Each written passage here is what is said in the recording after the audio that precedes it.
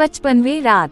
जब 55वीं रात हुई तो उसने कहा कि ऐ नेक बख्त बादशाह, तनूरची और उसकी बीवी ज़व अलमकान के साथ दमिश्क जाने के राजी हो गए हैं।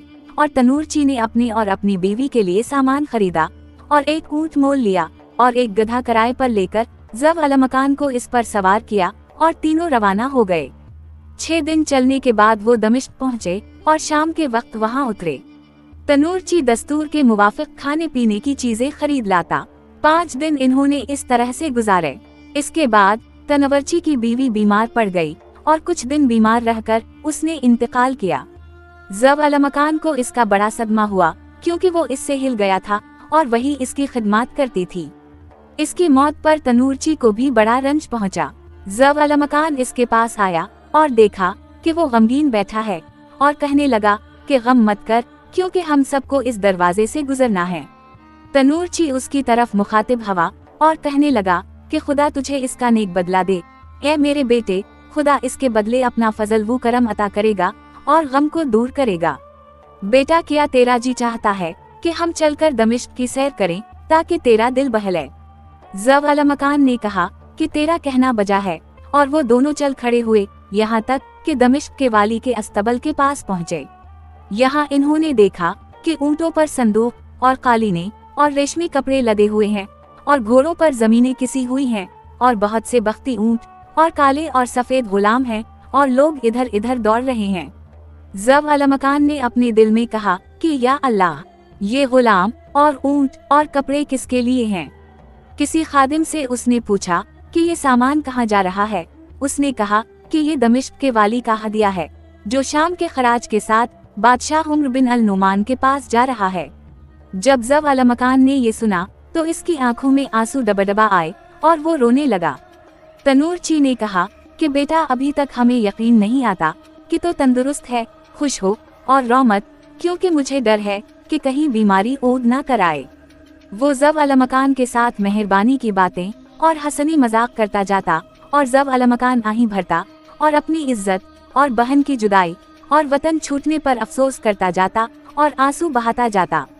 ज़व अलमकान अपनी गुर्बत पर रोता और आंसू बहाता जाता और तनूरची अपनी बीवी की जुदाई पर गिरियावुजारी करता था, लेकिन वो बराबर ज़व अलमकान की दिलजूही करता जाता था, यहाँ तक कि सोयरा हो गया।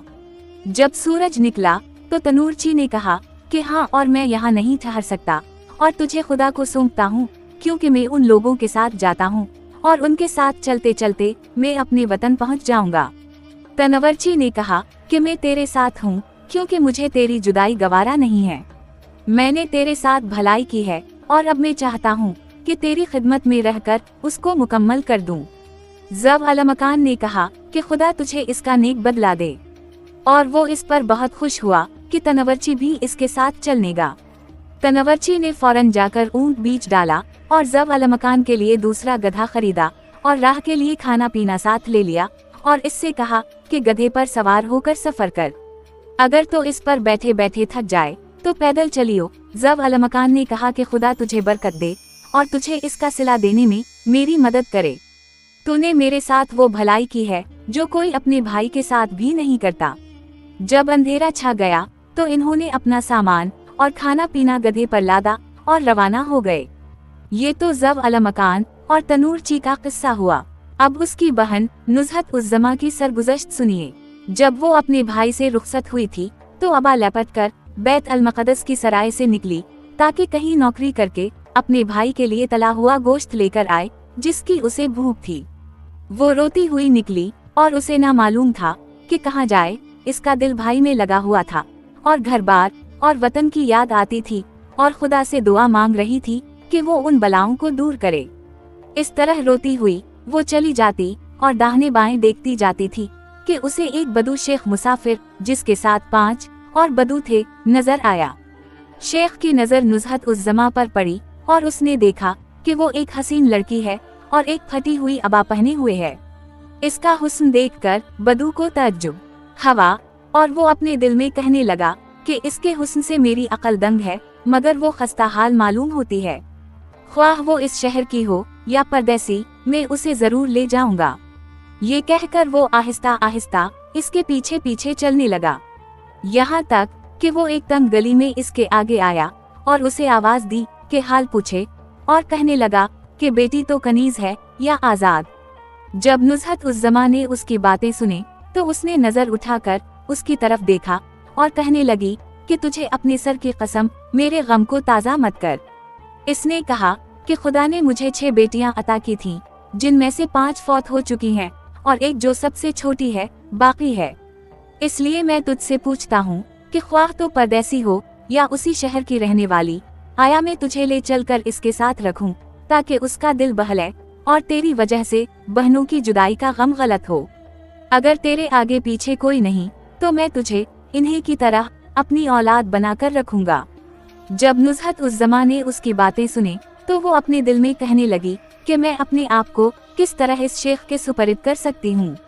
ये कहकर उसने शर्म से अपना सर नीचा कर लिया और कहने लगी कि चचा मैं एक परदेसी गरीब ज़ादी हूँ और मेरा एक भाई है जो बीमार है।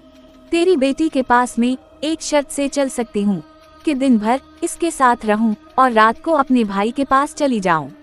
अगर ये शर्त तुझे मंजूर है तो मैं तेरे साथ चलती हूँ, क्योंकि मैं परदीसन हूँ, अपनी कौम में बड़ी बाइज्जत हूँ, लेकिन उस वक्त हकीर हूँ और मैं अपने भाई के साथ हिजाज से आई हूँ और मुझे अंदेशा है कि कहीं ऐसा ना हो कि मेरे भाई को खबर ना हो कि मैं कहाँ हूँ। जब बदू ने उसकी बातें सुने तो अपने दिल में कहने लगा कि खुदा की कसम अब मेरा मतलब बराया, और लड़की की तरफ मुतवज्जह होकर कहने लगा कि मेरे लिए तुझसे ज्यादा और कोई चीज नहीं, और मेरा भी यही मकसद है कि तो दिन भर मेरी बेटी के साथ रहे और शाम होते ही तो अपने भाई के पास चली जाए, और अगर तो चाहे तो अपने भाई को हमारे यहाँ ले आ। बदू इस तरह इससे मीठी मीठी बातें करके इसको फिसलाता रहा, यहाँ तक कि उसका दिल पसीज गया और उसने नौकरी की हामी भर दी। बदू आगे आगे चला और लड़की पीछे पीछे हो ली। अब उसने अपने साथियों को इशारा किया और इन्होंने आगे पहुंचकर ऊँटों को तैयार किया और उनके ऊपर सामान लादा और खाना पीना रखा कि जो ही शेख वहां पहुंचे ऊँट रवाना हो जाएं।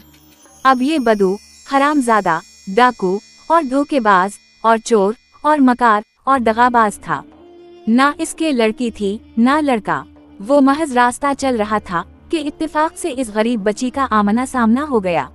बदू ने उसको बातों में लगाए रखा, यहाँ तक कि वो बैत अल मक़दस के बाहर आ गया और अपने साथियों के पास पहुंचा और देखा कि इन्होंने ऊँट तैयार कर रखे हैं। बदू एक ऊँट पर सवार हो गया और लड़की को अपने पीछे बिठा लिया और वो रात भर चलते रहे। अब नुज़हत उस जमा को मालूम हुआ कि इसकी बातें महज दगाबाजी थीं और उसने उसे धोखा दिया है। वो सारी रात रोती पीटती रही और इन्होंने पहाड़ का रास्ता लिया कि कहीं कोई उनको देख ना ले। फजर के करीब वो ऊँटों से उतरे और बदू शेख ने नुज़हत उस जमा के पास आकर कहा कि ए शहरी, ये रोना पीटना कैसा?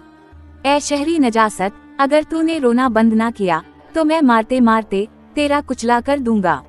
जब नुज़हत उस जमा ने उसकी बातें सुने तो इसकी जिंदगी अजीरन हो गई और वो मौत की तमन्ना करने लगी और बदू की तरफ मुतवज्जह होकर कहने लगी कि ए मनहूस बढ़े और ए जहन्नमी खोसट, मैंने तेरे ऊपर भरोसा किया और तूने मेरे साथ दगाबाजी की और अब तो मुझे तकलीफ देना चाहता है।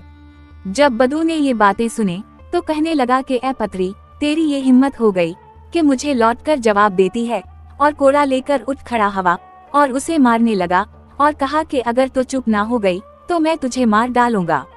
लड़की चुप हो गई और अपने भाई और गुज़श्ता ऐशवो इशरत को याद करने और अंदर ही अंदर रोने लगी। दूसरे दिन उसने बदू की तरफ मुखातिब होकर कहा कि तो मुझे धोखा देकर इस बंजर पहाड़ में क्यों लाया है? आखिर तेरा क्या मकसद है? जब बदू ने उसकी ये बातें सुने तो उसका दिल और भी सख्त हो गया और इससे कहने लगा कि ए मनहूस पतरी, तेरी ये हिम्मत हो गई कि मुझे लौटकर जवाब देती है। ये कहकर उसने कोड़ा लिया और इसकी पीठ पर मारना शुरू किया, यहाँ तक कि वो बेहोश हो गई। इसके बाद वो बदू के पांवों पर गिर पड़ी और इन्हें चूमने लगी। इस पर उसने हाथ रोक लिया, लेकिन बुरा भला कहता रहा और कहने लगा कि मुझे अपने अमामे की कसम, अगर मैंने तुझे रोता देखा या सुना तो मैं तेरी जबान काट कर तेरी के अंदर घसीटर दूंगा। ए शहरी पतरी। ये सुनकर वो चुप हो गई और कोई जवाब ना दिया। मार से उसे तकलीफ हो रही थी और वो घुटनों में हाथ डालकर बैठ गई और इस हल्के के ऊपर अपना सर रख लिया और सोचने लगी कि आज वो किस हालत में है और इज्जत के बाद उसे कितनी जिल्लत उठानी पड़ी और उसने कितनी मार खाई। साथ साथ उसे अपने भाई और इसकी बीमारी और तन्हाई और गुर्बत भी याद आ रही थी और आंसू चेहरे पर बह रहे थे और वो अंदर ही अंदर रोती थी। ये देखकर बदू उसके पास आया और उसे दिलासा दिया और उसके साथ हमदर्दी की और उसके आंसू पोंछने और जो कि एक तकिया उसे दी और कहने लगा कि मुझे ये पसंद नहीं कि गुस्से के वक्त कोई मुझे लौटकर जवाब दे। तो भी फिर ऐसी बेहुदा बातें मुझसे ना कीजियो। मैं चाहता हूँ कि तुझे एक दूसरे शख्स के हाथ बीच डालो जो मेरी ही तरह भला मानस है और वो मेरी ही तरह तुझसे भलाई करेगा। लड़की ने कहा कि जो कुछ तो करे ठीक है। जब रात ज्यादा हो गई और वो भूख से बेताब होने लगी तो उसने वो जो की तकिया थोड़ी से खाई। जब आधी रात हुई तो बदू ने अपने साथियों को हुक्म दिया कि कूच करें। अब शहरजाद को सुबह होती दिखाई दी और उसने वो कहानी बंद कर दी जिसकी उसे इजाजत मिली थी।